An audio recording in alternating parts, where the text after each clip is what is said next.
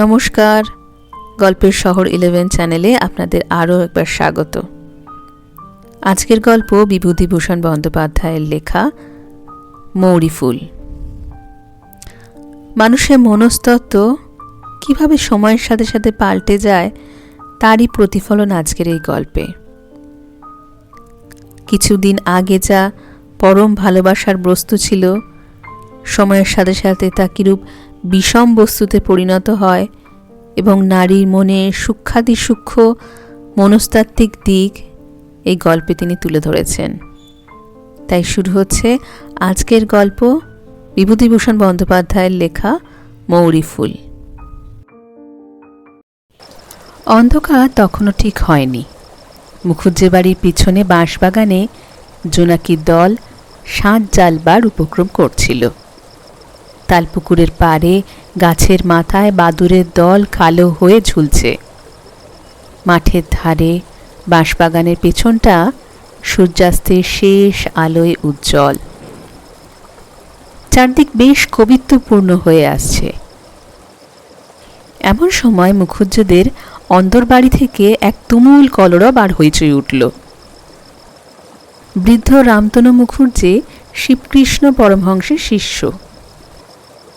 তিনি রোজ সন্ধেবেলায় আহুতি দিয়ে থাকেন। এর জন্য প্রায় 1 পোয়া খাঁটি গাওয়া ঘি তার চাই। তিনি নানা উপায়ে এই ঘি সংগ্রহ করে ঘরে রেখে দেন। অন্য দিনের মতো আজও তাকের ওপর একটা বাটিতে ঘিটা ছিল। তার পুত্রবধূ সুশীলা সেই বাটি তাকের ওপর থেকে পেরে সেই ঘিটার সমস্তটা দিয়েই খাবার তৈরি করেছে। রামতনু মুখুজ্জে মহকুমার কোর্টে গিয়েছিলেন ওপাড়া চৌধুরীদের পক্ষে একটা মকদ্দমায় সাক্ষ্য দিতে। বিপক্ষের উকিল তাকে জেরার মুখে প্রশ্ন করেন, আপনি গত মে মাসে পাঁচু রায় আর তার ভাইয়ের পাঁচিলের জায়গা নিয়ে মামলার প্রধান সাক্ষী ছিলেন না? রামতনু মুখুজ্জে বলেছিলেন, হ্যাঁ তিনি ছিলেন। উকিল পুনরায় জেরা করেছিল, দুনালির চৌধুরীদের কানসোনার মাঠের দাঙ্গার মোকদ্দমায় আপনি পুলিশের দিকে সাক্ষ্য দিয়েছিলেন কিনা? রামতনু মহাশয় ঢোক গিলে স্বীকার করেছিলেন যে তিনিই দিয়েছিলেন বটে। বিপক্ষের উকিল আবার প্রশ্ন করেন, আচ্ছা, এর কিছুদিন পরেই বড় তরফের শতের মামলায় আপনি বাদীপক্ষের সাক্ষী ছিলেন কিনা? কবে তিনি এ সাক্ষী দিয়েছিলেন মুখুজ্জে মশাই প্রথমটা তা মনে করতে পারেননি। তারপর বিপক্ষের উকিলের বারবার করা প্রশ্নে এবং মুন্সিফবাবুর ভ্রুকুটি মিশ্রিত দৃষ্টির সম্মুখে হতভাগ্য রামতনুর মনে পড়েছিল যে তিনি এ সাক্ষ্য দিয়েছিলেন বটে এবং এই গত জুলাই মাসে এই কোর্টেই তা তিনি দিয়ে গেছেন। তারপর কোর্টে কি ঘটেছিল? বিপক্ষের উকিল হাকিমের দিকে চেয়ে রামতনুর উপর ব্যঙ্গোক্তি করেছিলেন। রামতনু উকিলের আমলায় ভর্তি মুন্সিফবাবুর এজলাসে হঠাৎ সর্ষে ফুলের মতো আবিষ্কার করেন যে সকল কথা উল্লেখের আর প্রয়োজন নেই। তবে মোটের ওপর বলা যায়, রামতনু মুখুজ্জে যখন বাড়ি এসে পৌঁছালেন তখন তার শরীরের ও মনের অবস্থা খুবই খারাপ। কোথায় এই অবস্থায় তিনি ভেবেছিলেন এসে হাত পা ধুয়ে ঠান্ডা হয়ে শ্রীগুরুর উদ্দেশ্যে আহুতি দিয়ে অনিত্য বিষয় বিষে জর্জরিত মনকে একটু স্থির করবেন। না, দেখেন যে আহুতির জন্য আলাদা করে রাখা সেই ঘিটুকু তাকে ছিল, তার সবটাই একেবারে নষ্ট হয়েছে।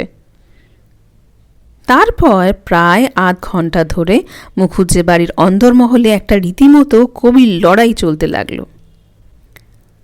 মুখুজ্জে মশাইয়ের পুত্রবধূ সুশীলা প্রথমটা একটু অপ্রতিভ হলেও সামলিয়ে নিয়ে এমন সব কথায় শ্বশুরকে জবাব দিতে লাগলো যে একজন 18 বছর বয়স্কা তরুণীর মুখে যা সাজে না।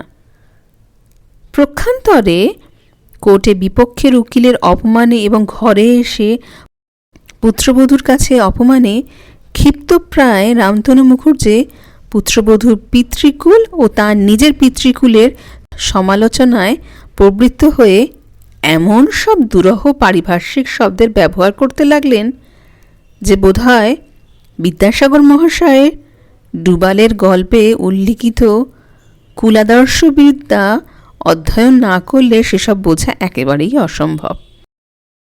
এমন সময় মুখুজ্জে মশাইয়ের ছেলে কিশোরী বাড়ি আসলো। তার বয়স 25-26 হবে। বেশি লেখাপড়া না করায় সে চৌধুরীদের জমিদারির কাছারিতে 9 টাকা বেতনে মুহুরিগিরি করে। কিশোরীলাল নিজের ঘরে প্রবেশ করে দেখল ঘরে আলো দেওয়া হয়নি। অন্ধকারে জামা কাপড় ছেড়ে সে বাইরে হাত পা ধুতে গেল। তারপর ঘরে ঢুকে শুনল ঘুটঘুটে অন্ধকার ঘরে সুশীলা তার সামনের বাতাসকে সম্বোধন করে বলছে যে এই সংসারে থেকে সংসার করা তার শক্তিতে আর কুলাবে না, অতএব কাল সকালেই যেন গরুর গাড়ি ডেকে তাকে বাপের বাড়ি পাঠিয়ে দেওয়া হয়। কিশোরের সে কথার বিশেষ জবাব না দিয়ে লণ্ঠন জেলে বাঁশের লাঠিগাছা ঘরের কোণ থেকে নিয়ে বাহির হয়ে গেল। ওপাড়ায় রায়বাড়ির চণ্ডীমণ্ডপে গ্রামের নিষ্কর্মা যুবকদের যাত্রার আখড়াই ও রিহার্সাল চলত। সেখানে অনেকক্ষণ কাটিয়ে অনেক রাত্রে বাড়ি ফিরে আসা তার নিত্যদিনের কাজ। রামতনু মুখুজ্জে মহাশয়ও অনেকক্ষণ ধরে বাইরের ঘরে কাটালেন। প্রতিবেশী হরি রায়তামাকের খরচ বাঁচানোর জন্য সকাল সন্ধে মুখুজ্জে মশাইয়ের চণ্ডীমণ্ডপ আশ্রয় করতেন। তাকে রামতনু জানালেন যে তিনি খুব শীঘ্রই কাশী চলে যাচ্ছেন, কারণ এ বয়সে ইত্যাদি ইত্যাদি। তারই প্রাণপ্রস্থ অবলম্বনের আকাঙ্ক্ষার জন্য দায়ী একমাত্র তার পুত্রবধূ সুশীলা। সুশীলা সকাল নেই সন্ধে নেই একটা কিছু না বাঁধিয়ে থাকতে পারে না। সে অত্যন্ত আনাড়ি, কোনো কাজ গুছিয়ে করতে পারে না, অথচ দোষ দেখালে খেপে যায়। তার জন্য রামতনু মুখুজ্জের বাড়িতে কাকচিল বসবার উপায় নেই। শাশুড়ি শ্বশুরকে সে হঠাৎ এঁটে উঠতে পারে না বটে, কিন্তু এর জন্য তার চেষ্টা ত্রুটিও দেখা যায় না। অনেক রাত্রে কিশোরী বাড়ি ফিরে এসে দেখল তার ঘরে খাবার ঢাকা আছে এবং তার স্ত্রী ঘুমাচ্ছে। খাবারের ঢাকা খুলে আহারাদি শেষ করে সে শুতে গিয়ে দেখল স্ত্রী ঘুম জড়ানো চোখে বিছানার উপর উঠে বসেছে। স্বামীকে দেখে একটু অপ্রতিভের সুরে বলল, কখন এলে? তা আমায় একটু ডাকলেন না কেন? কিশোরী বলল, আর ডেকে কি হবে, আমার কি আর হাত পা নেই, নিতে জানি নে। হঠাৎ তার স্ত্রী রেগে উঠে বলল, নিতে জানো তো যেন, কাল থেকে আমার এখানে আর বনবে না। এ যেন হয়েছে 70 পুরীর মধ্যে বাস। বাড়ি শুধু লোক আমার পেছনে এমন করে লেগেছে কেন শুনতে চাই। কান্নায় ফুলে সে বালিশের উপর মুখ গুজল। কিশোরী দেখল রাত দুপুরের সময় গায়ে পড়ে ঝগড়া করে একটা বিভ্রাট বাঁধিয়ে তোলে বুঝি। এরম করে তো আর সংসার চলে না। ভাত ঢাকা ছিল, খুলে নিয়ে খেয়েছে। এতেও স্ত্রী যদি চটে যায় তাহলে আর তো পারা যায় না।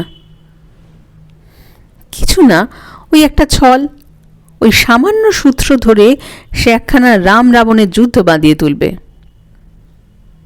কিশোরী বলল, যা খুশি কালকে করো, এখন একটু ঘুমোতে দাও। ঘুমোচ্ছিলে বলেই ডাকিনি, এই তো অপরাধ। তা বেশ, কাল থেকে ওঠাবো, চুলের নড়া ধরে ওঠাবো। সুশীলা কথাও বলল না, মুখও তুলল না, বালিশে মুখ গুঁজে পড়ে রইল। পরদিন সকালে উঠে রামতনু মুখুজ্জে শুনলেন চৌধুরীরা খবর পাঠিয়েছে কয়েকটা নতুন সাক্ষীর তালিম দিতে হবে।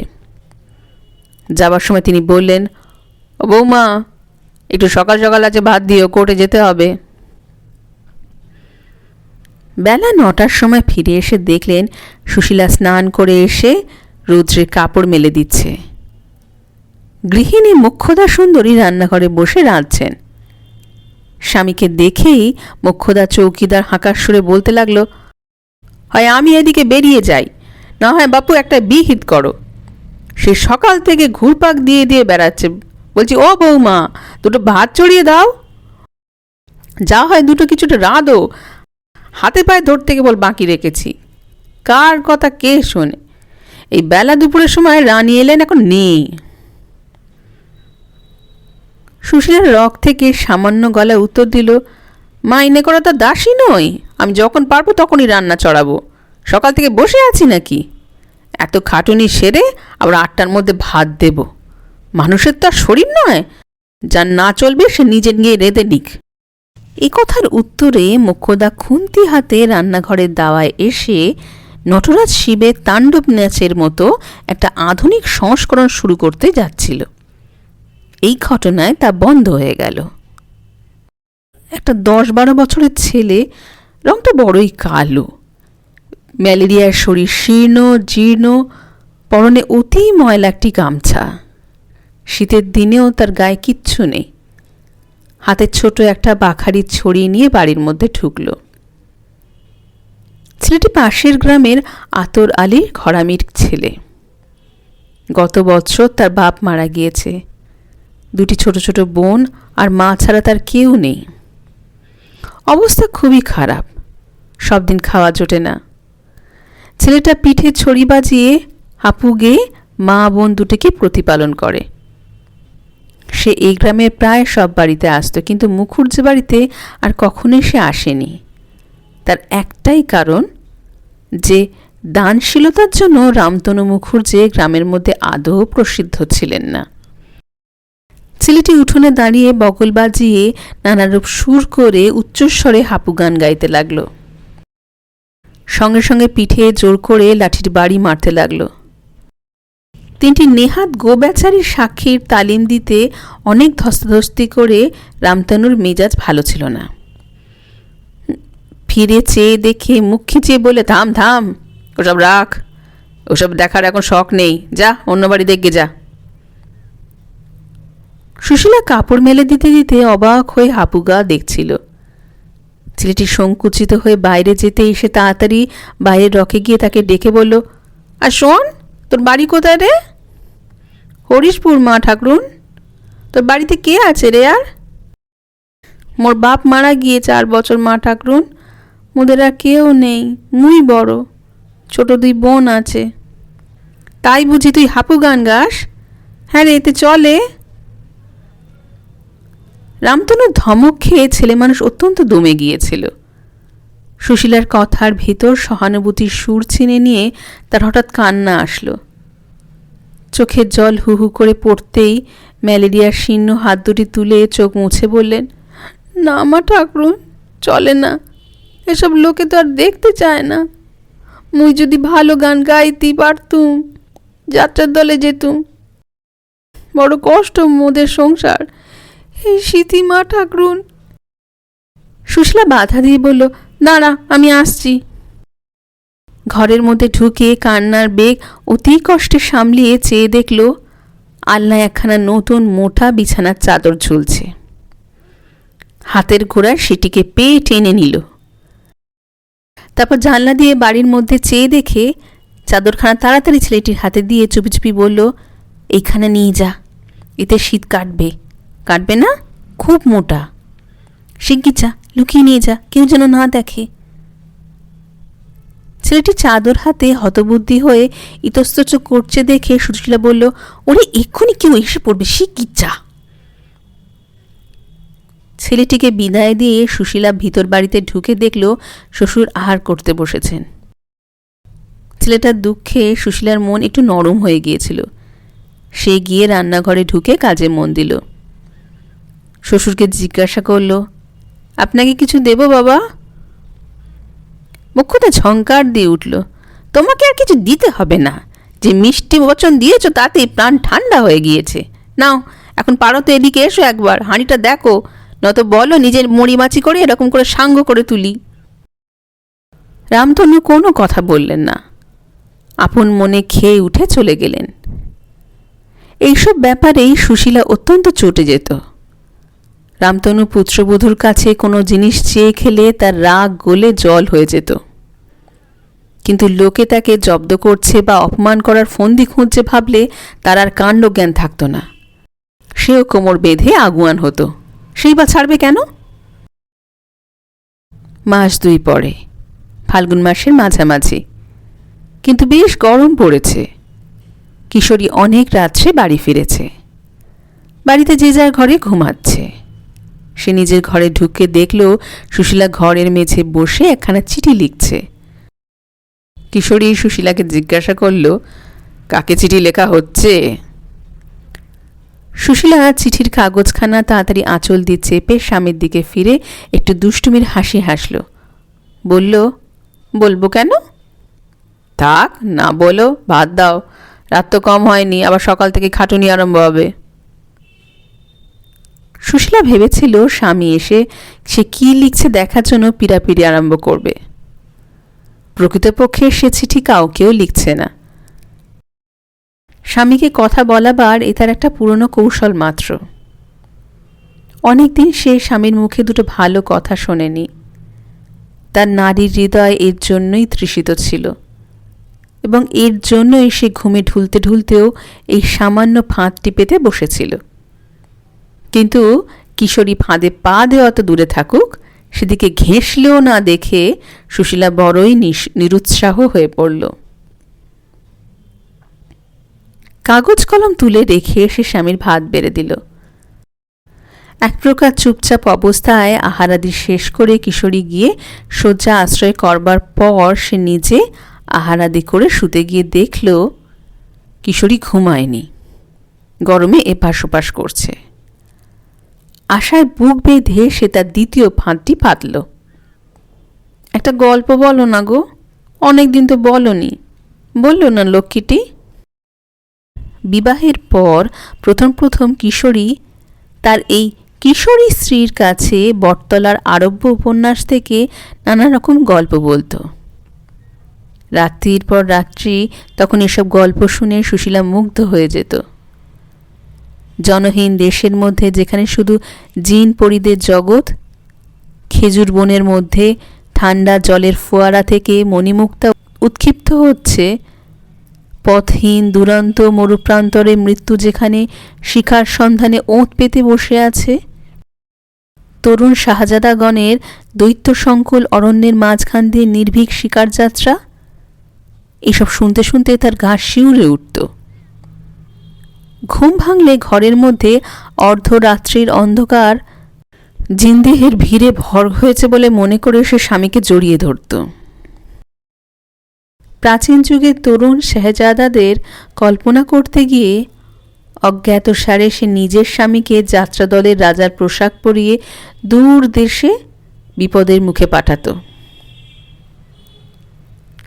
শাহজাদাদের দুঃখে তার নিজের স্বামীর ওপর সহানুভূতিতেই চোখে জল আসত।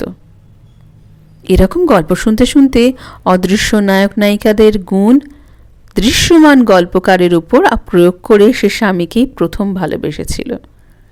সে আজ প্রায় 5-6 বছরের কথা, কিন্তু সুশীলার এখনো সেই ঘোর কাটেনি। কিশোরী স্ত্রীর কথা উড়িয়ে দিয়ে বলল, হ্যাঁ এখন গল্প বলবো, সমস্ত দিন খেটে খুটে এলাম, এখন রাত দুপুরে বকবক করি আর কি, তোমাদের আর কি, বাড়ি বসে বসেই সব পোষায়। অন্য মেয়ে হলে চুপ করে যেত, সুশীলার মেজাজ ছিল এক গুয়ে।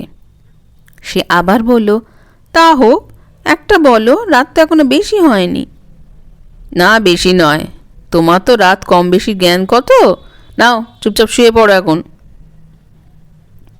সুশীলা এবার জিদ ধরল, বলো না একটা, ছোট দেখেই না হয় বলো, এত করে বলছি একটা কথা রাখতে পারো না? কিশোরী বিরক্ত হয়ে বলল, আহ এ তো বড় জ্বালা হলো, রাত্রে একটু ঘুমাবার জো নেই, সমস্ত দিন তো গলা বাজিতে বাড়ি সরগরম রাখবে, রাত্রিটা একটু শান্তি দেবে না? এইটাই ছিল সুশীলার ব্যথাস্থান। স্বামীর মুখে একটা কথা শুনে সে খেপে গেল। বেশ করি গলাবাজি করি, তাতে অসুবিধা হয় তো আমাকে পাঠিয়ে দাও। এখান থেকে রাত দুপুর করলে কে? নিজে আসবেন তো রাত দুপুরের সময় আড্ডা দিয়ে, কে এত রাত পর্যন্ত ভাত নিয়ে বসে থাকে? নিজেরই তো দেও, পরের তো আর দেও নয়, খেটে খুটে এসে একেবারে রাজা করছেন কি? নিজের খাটুনিই কেবল। কিশোরী ঘুমাবার চেষ্টা করছিল। স্ত্রীর উত্তরোত্তর চড়া সুরে তার ধৈর্যচ্যুতি ঘটল। উঠে বসে প্রথমে সে স্ত্রীর পিঠে সজোরে ঘা কতক পাখার বাঁট বসালো, তারপর তার চুলের মুঠি ধরে বিছানার ওপর থেকে নামিয়ে ধাক্কা মেরে ঘরের বাহির করে দিল। বলে, বেরো, ঘর থেকে বেরো, আপদ কোথাকার, দূর হ, রাত দুপুরে একটু শান্তি নেই, যা বেরো, যেখানে খুশি যা। ঘরের আলোর কাছে সে কিশোরী দেখল স্ত্রী দুই হাতের নখ দিয়ে আঁচড়িয়ে তার আঙুলগুলো দিয়ে রক্তপাত করে দিয়েছে। ইরানি শেহজাদাগণের নজির না থাকলেও কিশোরী মধ্যে মধ্যে দুরন্ত স্ত্রীর প্রতি এরূপ ঔষধ প্রয়োগ করত। শেষ রাত্রে একাধিক জ্যোৎস্নায় চারিদিক যখন ফুলের পাপড়ির মতো সাদা, ভোর রাত্রের বাতাস যখন লেবু ফুলের গন্ধে আর পাপিয়ার গানে মাখামাখি, সুশীলা তখন ঘরের দোরের বাইরে আঁচল পেতে অকাতরে ঘুমাচ্ছিল। সকাল হলে যে যার কাজে মন দিল। মুখ্যদা বললেন, বৌমা, আর চৌধুরীরা শিবতলায় পুজো দিতে যাবে, আমাদের যেতে বলেছে, সকাল সকাল সেরে নাও। এই চৌধুরীটি ছিলেন প্রকৃতপক্ষে রামতনু মুখুজ্জের প্রতিপালক। এরাই গ্রামের জমিদার এবং এদেরই জমিজমা সংক্রান্ত মোকদ্দমার তদবির ও সাহায্য করে রামতনু অন্ন সংস্থান করতেন। বেলা 10টার মধ্যে আহারাদি শেষ করে ভালো কাপড় পরে সকলেই নৌকায় উঠল। 2 ঘন্টার পথ। চৌধুরী বাড়িতে কলকাতা থেকে একটি বউ এসেছিল। তার স্বামী বড়লোকের ছেলে, এমএ পাশ করে বছর 2 হল ডেপুটিগিরি চাকরি পেয়েছে। বউটি কলকাতার মেয়ে।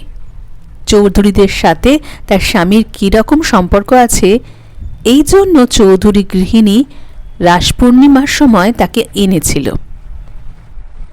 এর আগে সে কখনো পাড়াগাঁয়ে আসেনি। নৌকায় খানিকটা বসে থাকার পর বউটি দেখল নীলাম্বরী কাপড় পরনে তাঁরই সমবয়সী আরেকটি বউ নৌকায় উঠল। নৌকা ছেড়ে দিল। নৌকায় সমবয়সী সঙ্গিনী পেয়ে কলকাতার বউটি খুব সন্তুষ্ট হলেও প্রথমে আলাপ করতে বাদো বাদো ঠেকতে লাগল। সঙ্গিনীর কাপড় চোপড় পরবার আগোছালো ধরন দেখে বউটি বুঝেছিল তার সঙ্গিনী নিতান্তই পাড়াগেঁয়ের মেয়ে, অবস্থাও খুব ভালো নয়। নৌকার ওধারে চৌধুরী গৃহিণী মোক্ষদার সাথে সাবিত্রী ব্রত প্রতিষ্ঠার কি আয়োজন করেছেন তারই বিস্তৃত বড় মানুষই ফর্দ আবৃত্তি করছিলেন। নৌকায় কোনো পরিচিত মেয়েও নেই, কাজে বউটি অনেকক্ষণ চুপ করে বসে রইল। বউটি লেখাপড়া জানত এবং দেশে বিদেশের খবরাখবরও কিছু কিছু রাখত। চৌধুরী গৃহিণী একঘেয়ে বড় মানুষের চালের কথাবার্তায় সে বড়ই বিরক্ত হয়ে উঠল। খানিক্ষণ বসে থাকবার পর সে লক্ষ্য করল তার সঙ্গিনী ঘোমটার ভেতর থেকে কালো কালো ডাগর চোখে তারই দিকে সকৌতুকে চাইছে। বউটির হাসি পেল, জিজ্ঞাসা করল, তোমার নাম কি ভাই? সুশীলা সন্নিগ্ধ সুরে বলল, শ্রীমতী সুশীলা সুন্দরী দেবী। সুশীলার রকম সকম দেখে বউটির খুব হাসি পেতে লাগল। সে বলল, অত ঘোমটা কিসের ভাই? তুমি আর আমি ছাড়া তো কেউ এদিকে নেই। নাও এসো, ঘোমটা খোলো, একটু গল্প করি। এই কথা বলে বউটি নিজেই সুশীলার ঘোমটা খুলে দিল। সুশীলার সুন্দর মুখের দিকে চেয়ে সে যেন মুগ্ধ হয়ে গেল। রংটা যদিও ততটা ফর্সা নয়, কিন্তু কালোর ওপর অত শ্রী সে আগে কখনো দেখেনি। নদীর ধারের সরস সতেজ চিক্কন শ্যামকলমির লতারি মতো একটা সবুজ লাবণ্য যেন সারা মুখখানায় মাখানো। মুখখানি দেখে এই নিরাভরণা পাড়াগের মেয়েটিকে সে ভালোবেসে ফেলল। জিজ্ঞাসা করল, উনি বসে আছেন কে ভাই, শাশুড়ি? হ্যাঁ। এসো, আর একটু সরে এসো ভাই, দুজনে গল্প করি আর দেখতে দেখতে যাই। তোমার বাপের বাড়ি কোথায় ভাই? সুশীলার ভয় কেটে যাচ্ছিল। সে বলল, সে হলো সিমলে। কোন সিমলে? কলকাতার সিমলে? কলকাতায় সিমলে আছে নাকি? কই, তা তো সুশীলা কোনোদিন শোনেনি। সে বলল, আমার বাপের বাড়ি এখান থেকে বেশি দূর নয়, 5-6 ক্রোশ পথ, গরুর গাড়ি করে যেতে হয়।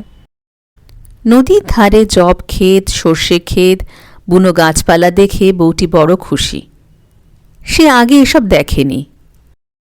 আঙুল দিয়ে একটা মাছরাঙা পাখি দেখিয়ে বলল, বাহ, বড় সুন্দর তো, ওটা কি পাখি ভাই? ওটা তো মাছরাঙা পাখি, তুমি আগে কখনো দেখোনি? বউটি বলল, ভাই আমি কলকাতার বাইরে একদিন পাই দিইনি। খুব ছেলেবেলায় একবার বাবার সঙ্গে চন্দননগরের বাগান বাড়িতে যাবার কথা মনে আছে, তারপর এই আসছি। তুমি আমায় একটু দেখিয়ে নিয়ে চলো। ওটা কিসের ক্ষেত ভাই? সুশীলা দেখল তার সঙ্গিনী আঙুল দিয়ে নদীর ধারে একটা মৌরির ক্ষেত দেখাচ্ছে। প্রথমে সে সঙ্গিনীর চোখ ঝলসানো রং, অদৃষ্টপূর্ব দামি সিল্কের শাড়ি, ব্লাউজ এবং চিকচিকে নেকলেসের বাহার দেখে সে ভয় অনুভব করেছিল।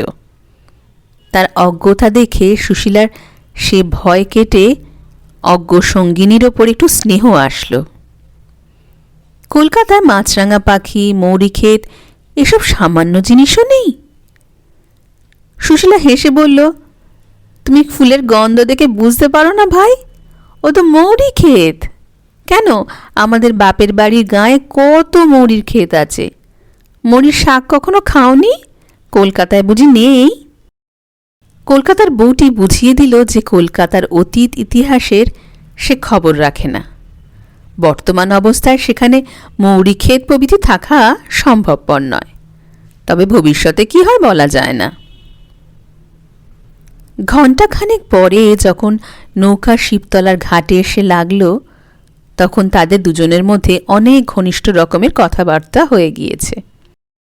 সঙ্গিনীর মুখে স্বামীর আদরের গল্প শুনে সুশীলা মনের মধ্যে একটা গোপন ব্যথা জেগে উঠল। সেটা সে অনবরত চাপবার চেষ্টা করে, তবু কি জানি কেন সেটা ফাঁক পেলেই মাথা তোলে। প্রথম বিবাহের পর তার স্বামীও তো তাকে কত আদর করত, রাত্রে ঘুমোতে না দিয়ে নানা গল্পে ভুলিয়ে রাখত। সুশীলা পান খেতে চাইত না বলে কত সাধ্য সাধনা করে পান মুখে তুলে দিত। সেই স্বামী তার এমন কেন হলো? তার বুকের ভেতরটা কেমন হু হু করে উঠল। তারা দুজনে খানিকক্ষণ গাছের ছায়ায় নদীর ধারে এদিক ওদিক বেড়াল। কি সুন্দর দেখায় চারদিক! নীল আকাশ সবুজ মাঠের ওপর কেমন উপুর হয়ে আছে। ও মা, পানকৌড়ির ঝাঁক চরের ওপর বসে কেমন ঝিমোচ্ছে। কলকাতার বউটি বলল, এসো ভাই, আমরা একটা কিছু পাতাই, কেমন? সুশীলা খুশি হয়ে বলল, খুব ভালো ভাই, বলো কি পাতাবে?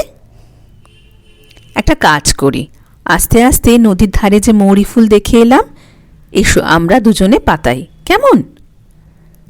সুশীলা আহ্লাদের সঙ্গে এই প্রস্তাবে সম্মতি দিল। নদী থেকে অঞ্জলি করে জল তুলে তারা মৌরি ফুল পাতালো। এমন সময় মোক্ষদা ডাকলেন, বৌমারা এদিকে এসো। তারা গিয়ে দেখল গাছতলায় অনেক লোক। সেদিন পূজা দিতে অনেক লোক এসেছিল। প্রকাণ্ড বটগাছ, তলায় ভাঙা ইটের মন্দির। গাছতলা থেকে একটু দূরে এক বুড়ি নানা ওষুধ বিক্রি করছে। সুশীলা ও তার সঙ্গিনী সেখানে গিয়ে জিজ্ঞাসা করে জানল, রোগ সারা, ছেলে হওয়া থেকে শুরু করে সকল রকমের ওষুধই আছে, গরু হারালে খুঁজে বের করার পর্যন্ত। মেয়েরা সেখানে ভিড় করে দাঁড়িয়ে ওষুধ কিনছে। সুশীলার সঙ্গিনী হেসে তার হাত ধরে টেনে তাকে সেখান থেকে মন্দিরের দিকে নিয়ে চলল। বলল, চলো মৌরি ফুল দেখি কেমন পুজো হচ্ছে। একটুখানি দাঁড়িয়ে সুশীলা একটা ছুতোয় সেখান থেকে বাহির হয়ে এসে ঔষধ বেচা বুড়ির কাছে দাঁড়াল। সেখানে তখন কেউ ছিল না।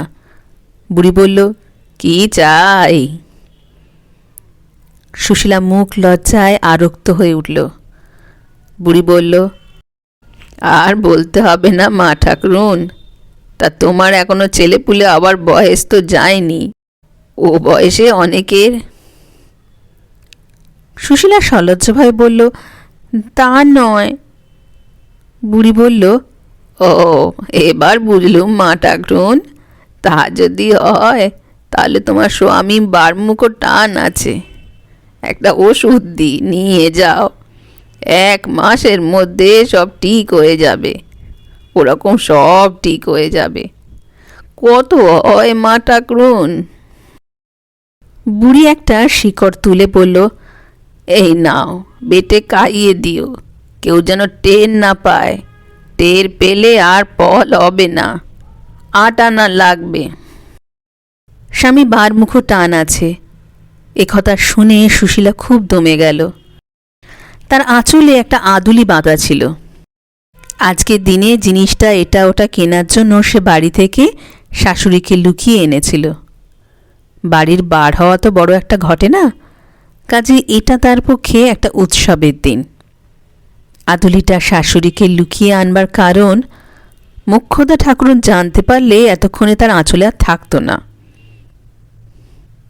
সুশীলা আঁচল থেকে আদুলিটি খুলে বুড়িকে দিল এবং খাবার প্রণালী জেনে নিয়ে শিকড়টা কাপড়ের মধ্যে গোপনে বেঁধে নিল। পুজো দেয়া হয়ে গেল। সকলে আবার এসে নৌকায় উঠল। গ্রামের ঘাটের কাছাকাছি আসলে সুশীলা বলল, ভাই, তুমি এখন দিন কতক আছো তো? না ভাই, আমি কাল পরশুই চলে যাব। তা হলেও তোমায় ভুলব না মৌরি ফুল, তোমার মুখখানি আমার মনে থাকবে। ভাই, চিঠিপত্র দেবে তো? এবার পাড়াগে এসে তোমায় কুড়িয়ে পেলাম, তোমায় কখনো ভুলব না। সুশীলার চোখে জল আসলো। এত মিষ্টি কথা তাকে কে বলে? কেবল শুনেই আসছে সে দুষ্টু ঝগড়াটে এক গুঁয়ে। তার হাতে একটা সোনার আংটি ছিল। এটা তার মায়ের দেওয়া আংটি। বিবাহের পর প্রথম তার মা তার হাতে এটি পরিয়ে দিয়েছিল। সেটি হাত থেকে খুলে সে সঙ্গিনীর হাতে ধরে বলল, দেখি ভাই তোমার আঙুল। তুমি হলে মৌরি ফুল, তোমার খাওয়াবার কথা, কাপড় দেওয়ার কথা। এই আংটিটা আমার মায়ের দেওয়া, তোমায় দিলুম। তবু এটা দেখে তুমি এই গরিব মৌরি ফুলকে তো ভুলে যাবে না। সুশীলা আংটিটি সঙ্গিনীর হাতে পরিয়ে দিতে গেল। বউটি চট করে হাত টেনে নিয়ে বলল, দূর পাগল, না ভাই, এ রাখো, এ তোমার মায়ের দেওয়া আংটি, এ কেন আমায় দিতে যাবে? না ভাই। সুশীলা জোর করতে গেল, হোক ভাই, দেখি, মার দেওয়া বলেই তো। বউটি বলল, দূর, না ভাই, ওসব রাখো, সে বরং। সুশীলা খুব হতাশ হল। মুখটি তার অন্ধকার হয়ে গেল। সে চুপ করে বসে রইল। গ্রামের ঘাটে নৌকা লাগল। বউটি সুশীলার হাত ধরে বলল, পায়ে পড়ি মৌরি ফুল, রাগ করো না। আচ্ছা, কেন তুমি শুধু শুধু তোমার মায়ের দেওয়া আংটি আমায় দিতে যাবে ভাই?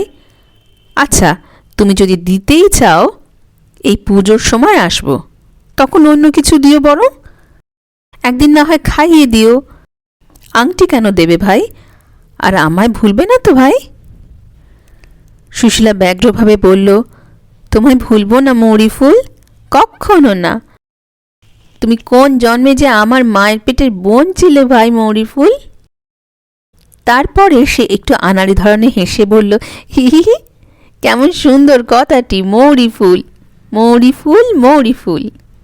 তুমি যে ওলে গিয়ে আমার নদীর দ্বারের মৌরি ফুল, তোমায় কি ভুলতে পারি?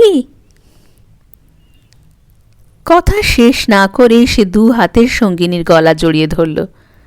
সঙ্গে সঙ্গে তার কালো চোখ দুটি জলে ভরে গেল। কলকাতার বউ এই অদ্ভুত প্রকৃতির সঙ্গিনীর অশ্রুপ্লাবিত সুন্দর মুখখানা বারবার সস্নেহে চুম্বন করল। তারপর দুজনেই চোখের জলে ঝাপসা দৃষ্টি নিয়ে দুজনের কাছে বিদায় নিল। দিন কতক কেটে গেল। কিশোরী বাড়ি নেই, কি একটা কাজে অন্য গ্রামে গিয়েছে, ফিরতে 2-1 দিন দেরি হবে। মোক্ষদার সকালে উঠে জমিদার গিন্নির আহ্বানে তার সাবিত্রী ব্রত প্রতিষ্ঠার আয়োজনে সাহায্য করতে চৌধুরী বাড়ি চলে গেল। যাবার সময় বলে গেল, বৌমা, আমার পেটবাট কোনো ঠিক নেই, রান্নাবান্না করে রেখো, আজ আমি আর কিছু দেখতে পারবো না। চৌধুরী বাড়ির কাজ কখন মেটে তো আর বলা যায় না। একথা মোক্ষদা না বললেও চলত, কারণ ভোরে উঠে বাসন মাজা, জল তোলা থেকে শুরু করে এই সংসারের সমস্ত কাজের ভারই ছিল সুশীলার ওপর। এ সংসারে কিশোরীর বিবাহের পর কোনোদিন ঝি চাকর প্রবেশ করেনি। যদিও আগে বাড়িতে বরাবর একজন ঝি থাকত, সুশীলার খাটনিতে কোনো ক্লান্তি ছিল না। খাটবার ক্ষমতা তার যথেষ্ট ছিল। যখন মেজাজ ভালো থাকত তখন সমস্ত দিন চুপ করে ভূতের মতো খেটেও সে বিরক্ত হতো না। শাশুড়ি চলে গেলে অন্যান্য কাজকর্ম সেরে সুশীলা রান্নাঘরে গিয়ে দেখল একখানাও কাঠ নেই। কাঠ অনেক দিন ফুরিয়ে গিয়েছে। একথা সুশীলা বহুবার শ্বশুরকে জানিয়েছে। রামতনু মাঝে মাঝে মজুর ডেকে কাঠ কাটিয়ে নিয়ে আসতেন, কিন্তু অনেক দিন হলো তিনি আর এদিকে দৃষ্টি দেননি। কিশোরীরও দোষ নেই, কেননা সে বড় একটা বাড়িতে থাকত না, সংসারের খোঁজ খবরও তেমন রাখত না। আসল কথা হলো এই যে রান্নাঘরের পেছনে খিড়কির বাইরে অনেক শুকনো বাঁশ ও ডালপালা পড়ে আছে। সুশীলা রান্না চড়ানোর আগে বা রান্না করতে করতে প্রয়োজন মতো এগুলি দা দিয়ে কেটে নিয়ে কাজ চালাত। রামতনু দেখলেন যখন কাজ চলেই যাচ্ছে তখন কেন অনর্থক কাঠ কাটবার লোক ডেকে আনা? আনলেই তো এক্ষুনি একটা টাকা খরচ হবে। পুত্রবধূ বলছে বলুক, কারণ বলাই তার স্বভাব। কাঠ নেই দেখে সুশীলা অত্যন্ত চটে গেল। এদিকে বাড়িতে এমন কেউ নেই যাকে বলে গায়ের ঝাল মেটায়। কাজে সে আপন মনে চিৎকার করতে লাগলো, পারবো না, রোজ রোজ এমন করে সংসার করা আমায় দিয়ে আর হয়ে উঠবে না। আজ 2 মাস ধরে বলছি কাঠ নেই কাঠ নেই। এদিকে রান্নার বেলা ঠিক আছেন সব, তার একটু এদিক ওদিক হবার জো নেই। কি দিয়ে রাঁধবে? কি দিয়ে রাঁধবে? হাত পাকে উনুনের মধ্যে দিয়ে রাখবে? রোজ রোজ কাঠ কাটো, কেটে না দো। বাবা, অত সুখে আর কাজ নেই, থাকলো হাঁড়ি পড়ে। তিনি যখন আসবেন তখন তিনি করে খাবেন। রাতবার কোনো আয়োজন সে করল না। খানিকটা বসে বসে থেকে তার মনে হলো ততক্ষণ মশলাগুলো বেটে রাখা যাক।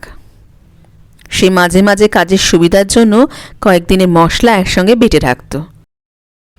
বেলা প্রায় 10টার সময় একটা অল্প বয়সী ফুটফুটে বউ, পরনে একখানা পুরনো চেলির কাপড়, হাতে থাকবার মতো 2 গাছি শাঁখা, একটা বাটি হাতে রান্নাঘরের দোরের কাছে ভয় ভয় উঁকি মেরে বলল, দিদি আছো নাকি? সুশীলা মশলা বাটতে বাটতে মুখ তুলে চেয়ে বলল, আয় ছোট বউ আয়, আয় না রে, ঘরের মধ্যে আয়, ঠাকুর নেই। বউটি ঘরে ঢুকে বলল, এ কি দিদি, বেলা হলে এখনো রান্না চড়াওনি? সুশীলা মুখ ঘুরিয়ে বলল, রান্না চড়াবো, হাঁড়ি খুঁড়ি ভেঙে ফেলিনি এই না কত। বউটির চোখে ভয়ের চিহ্ন পরিস্ফুট হলো। সে বলল, না দিদি, ওসব কিছু করো না, ভাত চড়িয়ে দাও লক্ষ্মীটি, নাহলে জানো তো কিরকম লোক সব। দেব, দেখবে সব আজ কিরকম মজা, রোজ রোজ কাঠ কাটবো আর ভাত রাঁধবো। কাঠ নেই বুঝি? আচ্ছা দাও কানা দিদি, আমি কেটে দিচ্ছি। তোর কি দায় রে, তুই দিতে যাবি? বস ঠান্ডা হয়ে, যার গরজ আছে তার নিজেরা বুঝুক গিয়ে। তোমার 2টি পায়ে পড়ি দিদি, রান্নাটা চড়িয়ে দাও, জানো তো ওরা। তুই বস দেখি এখানে চুপ করে, দেখিস এখন মজা। আজ 2 মাস ধরে রোজ বলছি কাঠ নেই কাঠ নেই, কথা যায় না কারুর কানে। আজ মজাটি দেখাবো। সুশীলার একগুঁয়েমিতে বউটি কিছুটা ভয় পেল, কারণ মজা কোন পক্ষ দেখবে এ সম্বন্ধে তার একটু সন্দেহ ছিল।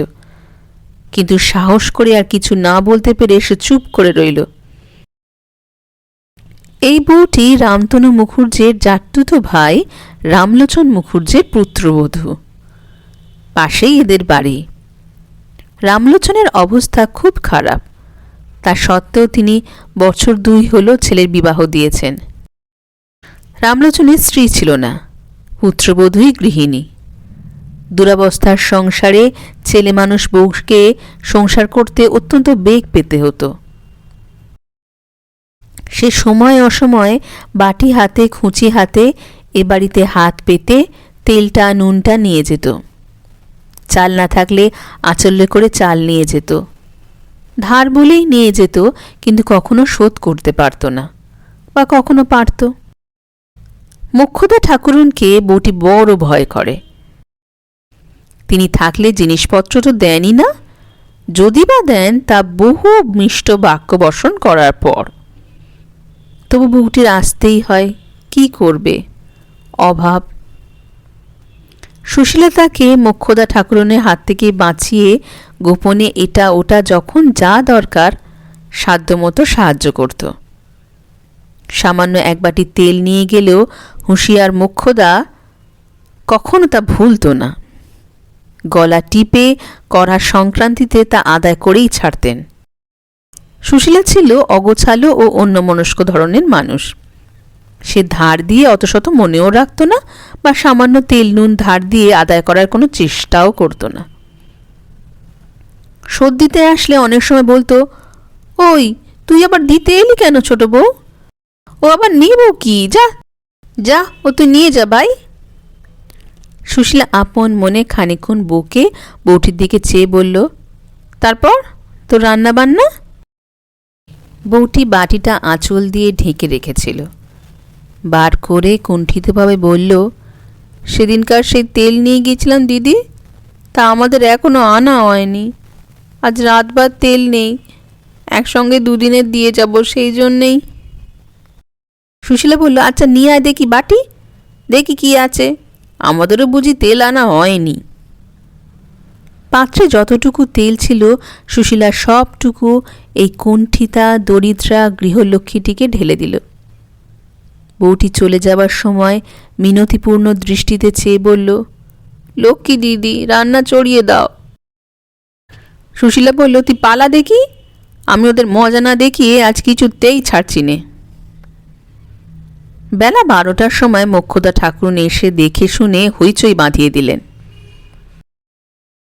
প্রকৃত এতে রেগে যাবারই কথা। একটু পরে রামতনু আসলেন। তিনি ব্যাপার দেখে দালানে গিয়ে আপন মনে তামাক টানতে শুরু করলেন। ঝগড়া ক্রমে খুব চাগিয়ে উঠল। মোক্ষদা উচ্চস্বরে সুশীলার ঠিকুজি কুষ্টি গাইতে শুরু করলেন। সুশীলাও যে খুব শান্তশিষ্ট এই অপবাদ তাকে শত্রুতেও দিতে পারত না। কাজেই ব্যাপার যখন খুব বেঁধে উঠেছে এমন সময় কোথা থেকে কিশোরী এসে হাজির হল। যদিও আজ তার ফিরবার কথা ছিল না, তবুও কাজ মিটে যাওয়াতে সে আর সেখানে অপেক্ষা করেনি। মোক্ষদা ছেলেকে পেয়ে আরও হাঁকডাক বাড়িয়ে দিলেন। কিশোরী এত বেলায় বাড়ি এসে এই অশান্তির মধ্যে পড়ে অত্যন্ত চটে গেল। তার সমস্ত রাগ গিয়ে পড়ল স্ত্রীর ওপর। হাতের গোড়ায় একখানা শুকনো চেলাকাঠ পড়েছিল, সেটা নিয়েই সে লাফিয়ে রান্নাঘরে দাওয়ায় উঠল। সুশীলা তখনও বসে বাটনা বাটছিল। স্বামীকে শুকনো কাঠ হাতে নিয়ে বীর দর্পে রান্নাঘরে লাফিয়ে উঠতে দেখে ভয় তার মুখ শুকিয়ে গেল। আত্মরক্ষার কোনো উপায় না দেখে সে হাত দুটো তুলে নিজের দেহটা আড়াল করার চেষ্টা করল। কিশোরী প্রথমত স্ত্রীর খোপা ধরে এক হ্যাঁচকা টান দিয়ে তাকে মাটিতে ফেলে দিল। তারপর তার পিঠে কয়েক ঘা চেলাকাঠের বাড়ি মেরে তার গলা ধরে প্রথমে এক ধাক্কা মারল রান্নাঘরের দাওয়ায়, এবং সেখান থেকে এক ধাক্কা দিল একেবারে উঠোনে। ধাক্কার বেগ সামলাতে না পেরে সুশীলা মুখ থুবড়ে উঠোনে পড়ে গেল। মার আরও চলত, কিন্তু রামতনু তামাক খেতে খেতে ছেলের কাণ্ড দেখে হাঁ হাঁ করে এসে পড়ল। পাশের বাড়ির বউটি তখন শ্বশুর ও স্বামীকে খাওয়িয়ে সবে নিজে খেতে বসেছিল। হঠাৎ এ বাড়ির মধ্যে মারের শব্দ শুনে সে খাওয়া ফেলে সুশীলার খিড়কিতে ছুটে এসে উঁকি মেরে দেখল সুশীলা উঠোনে দাঁড়িয়ে আছে, সর্বাঙ্গে ধুলো, বাটনার পাত্রের ওপর গিয়ে পড়েছিল। কাপড়ে চোপড়ে হলুদের ছোপ, মাথার খোপা একেবারে খুলে গোটা কতক চুল মুখের ওপরে, কিছুটা পিঠের ওপর এসে পড়েছে। গাঙ্গুলি বাড়ি থেকে দুটো ছেলে ব্যাপার দেখার জন্য ছুটে এসেছে। আরও দু একজন পাড়ার মেয়ে সামনের দরজা দিয়ে উঁকি মারছে। ওদিকে পাঁচিলের ওপর দিয়ে মুখ বাড়িয়ে তার নিজের শ্বশুর রামলোচন মজা দেখছেন। চারিদিকে কৌতূহল দৃষ্টির মাঝখানে সর্বাঙ্গে হলুদের ছোপ ও ধুলো মাখা চুলে অপমানিতা দিদিকে অসহায়ভাবে দাঁড়িয়ে থাকতে দেখে তার বুকের মধ্যে কীরকম করে উঠল। কিন্তু সে একই ছেলে মানুষ, তাতে আবার অত্যন্ত লজ্জাশীলা। শ্বশুর ভাসুর এবং এক উঠান লোকের মধ্যে বাড়ির ভেতর ঢুকতে না পেরে প্রথমটা সে খিড়কির বাইরে আকুলি বিকুলি করতে লাগল। কিন্তু গাঙ্গুলি বাড়ির প্রৌঢ় গাঙ্গুলি মশাই যখন হুঁকো হাতে, "কি হে রামতনু, বলি ব্যাপারখানা কি শুনি?" এই বলে বাড়ির মধ্যের উঠোনে এসে হাজির হলেন, তখন সে আর থাকতে না পেরে বাড়ির মধ্যে ঢুকে পড়ল এবং সুশীলার হাত ধরে খিড়কির দৌড় দিয়ে বাড়ি নিয়ে গিয়ে হঠাৎ ফুপিয়ে কেঁদে উঠে বলল, "কেন ওরম করতে গেলে দিদিমণি? লক্ষ্মীটি তখনই যে বারণ করলুম।" তার পরদিনই দুপুরবেলা সুশীলা রান্নাঘরে রাঁধছিল। কিশোরী খেতে বসেছে। মোক্ষদা ঠাকরুন কি প্রয়োজনে রান্নাঘরে ঢুকে দেখলেন সুশীলা পিছনে ফিরে ভাত বাড়তে বাড়তে স্বামীর ডালের বাটিতে কি গুলে দিচ্ছে, পাশে একটা ছোট বাটি। মোক্ষদার কিরকম একটা সন্দেহ হলো। তিনি জিজ্ঞাসা করলেন, "বৌমা, তোমার বাটিতে কি কি মেশাচ্ছ ডালের বাটিতে?" সুশীলা পেছন ফিরে শাশুড়িকে দেখে যেন কেমন হয়ে গেল। তার চোখ মুখের ভাব দেখে মোক্ষদার সন্দেহ আরও বাড়ল। তিনি বাটিটা হাতে তুলে নিয়ে দেখলেন তাতে সবুজ মতো কি একটা বাটা। তিনি কড়া সরে জিজ্ঞাসা করলেন, "কি বেটেছ এতে?"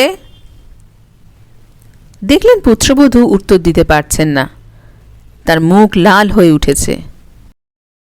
এরপরই একটা ভয়ানক কাণ্ড ঘটল। মোক্ষদা ঠাকরুন বাটি হাতে, "ও মা, কি সর্বনাশ, আর একটু হলেই হয়েছিল গো!" এই বলে উঠোনে এসে চিৎকার করে হাট বাঁধালেন। কিশোরী দালান থেকে উঠে আসলো, রামতনু আসলেন, গাঙ্গুলি বাড়ির মেয়ে পুরুষও আসলো, আরও অনেকে আসলো। মোক্ষদা সকলের সামনে সেই বাটিটি দেখিয়ে বলতে লাগলেন, "দেখো তোমরা সকলে, তোমরা ভাবো শাশুড়ি মাগি বড় দুষ্টু, নিজের চোখে দেখে নাও ব্যাপার কানা, কি সর্বনাশ হয়ে যেত এক্ষুনি যদি আমি না দেখতুম। দোহাই বাবা তারকনাথ, কি ঠেকানটাই ঠেকিয়েছ আজ।" এক উঠান লোক সকলেই শুনল রামতনুর দুরন্ত পুত্রবধূ স্বামীর ভাতে বিষ নাকি কি মিশিয়ে খাওয়াতে গিয়েই ধরা পড়েছে। কেউ অবাক হয়ে গেল, কেউ মুচকি হেসে বলল, "ওসব আমরা অনেক কাল জানি, আমরা রীতি দেখলেই মানুষ চিনি, তবে পাড়ার মধ্যে বলে এতদিন।" কে একজন বলল, "জিনিসটা কি তা দেখা হয়েছে?" মোক্ষদা ঠাকুরনের গালবাদ্যের রবে সেসব কথা চাপা পড়ে গেল। সন্ধ্যের সময় ঠিক হলো কাল সকালেই গাড়ি ডেকে আপদ বিদায় করা হবে। গাঙ্গুলি মশাই রামতনুকে বললেন, "গুরু রক্ষা করেছেন, এখন যত শিগগির বিদায় করতে পারো তার চেষ্টা করো। শাস্ত্রে বলে দুষ্টা বাড়ছে, আর একদিনও রেখো না।" সমস্ত দিন পরামর্শ চলল। সন্ধ্যের সময় ঠিক হলো কাল সকালেই গাড়ি ডেকে আপদ বিদায় করা হবে। আর একদিনও এখানে না, কি জানি কি কখন বিপদ ঘটাবে। বিশেষত পাড়ার মধ্যে ওরকম দজ্জাল বউ থাকলে পাড়ার অন্য বৌঝিও দেখা দেখি ওই রকমই হয়ে উঠবে। সেদিন রাত্রে সুশীলাকে অন্য এক ঘরে শুতে দেয়া হলো। এটা মোক্ষদা ঠাকুরনের বন্দোবস্ত। কাল সকালেই যখন যেখানকার আপদ সেখানে বিদায় করে দেওয়া হবে, তখন আর তার সঙ্গে সম্পর্ক কিসের? রাত্রে শুয়ে শুয়ে তার আর ঘুম আসলো না। জানলা সব খোলা, ঘরের জানালা সব খোলা, বাইরের জ্যোৎস্না ঘরে এসে পড়ছিল। তার মনে কাল ও আজ এই 2 দিন অত্যন্ত কষ্ট হয়েছে।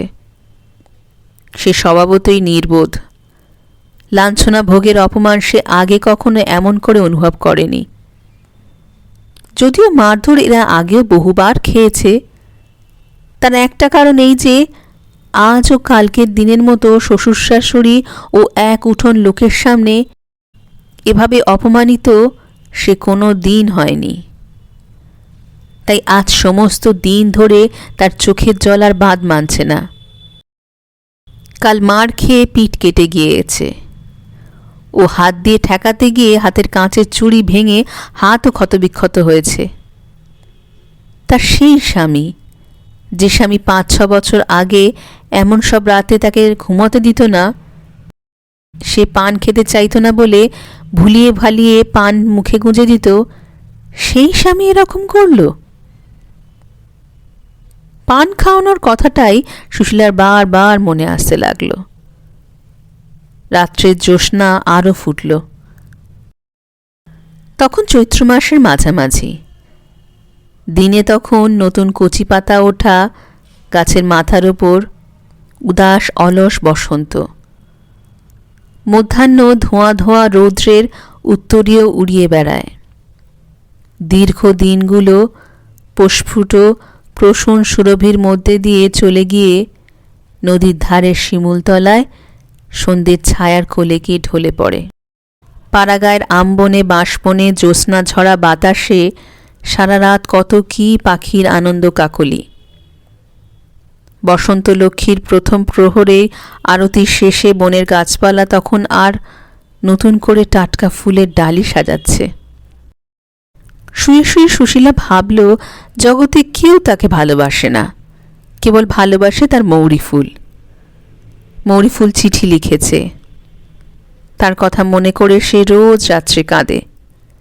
তাকে না দেখে কলকাতায় ফিরে তার কষ্ট হচ্ছে। সত্যি যদি তাকে কেউ ভালোবাসে তো ওই মৌরি ফুল ভালোবাসে। ছোট বউটা, আহা, ছোট বউয়ের কত কষ্ট। ভগবান দিন দিলে সে ছোট বউয়ের দুঃখ ঘোচাবে, কিন্তু স্বামী যে তাকে বিদায় করে দিচ্ছে। ও কিছু না, অভাবে পড়ে ওর মাথা খারাপ হয়ে গিয়েছে, নইলে সে কি এমন ছিল? মৌরি ফুলের বর তো কত জায়গায় বেড়ায়। মৌরি ফুলকে একটা চিঠি লিখে দেখলে হয়, যদি এর কোনো চাকরি করে দিতে পারে। চাকরি হলে সে আর তার স্বামী একটা আলাদা বাসায় থাকবে, আর কেউ সেখানে থাকবে না।